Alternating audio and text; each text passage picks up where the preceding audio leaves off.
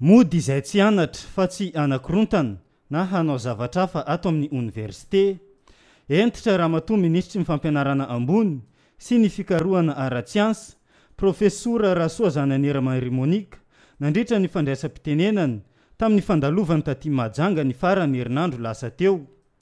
Toerana famolavolana olombanina ny oniversite fa tsy fanaovana zavatra hafa. Manomboka izao, andraisana fepetra avy hatrany ireo rehetra mamorona korontana sy ady ato amin'ny oniversite ny Mahajanga.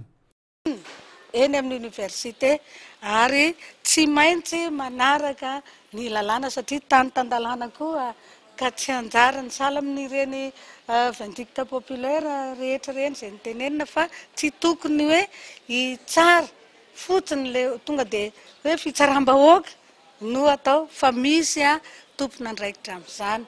Ka entra moa ny teny tamin'ireny fa tsy dia niteny vindicte fa dia hoe hianatra ny diety fa tsy hoe anakirotana na sanatria nao zavatra hafa ka rehefa tsy dia te hianatra fa nao zavatra hafa dia lao moto fa tsy maintsy manaraka ny discipline eny amin'ny oniversite ary ho entra ho zahay amin'izay zavatra zay fa satria ny oniversite tsy hoe toerana hamolavolana dahalo sanatria fa toerana hamolavolana olona hiantsehatra amin'ny fampandrosoana sady mahay no hendry.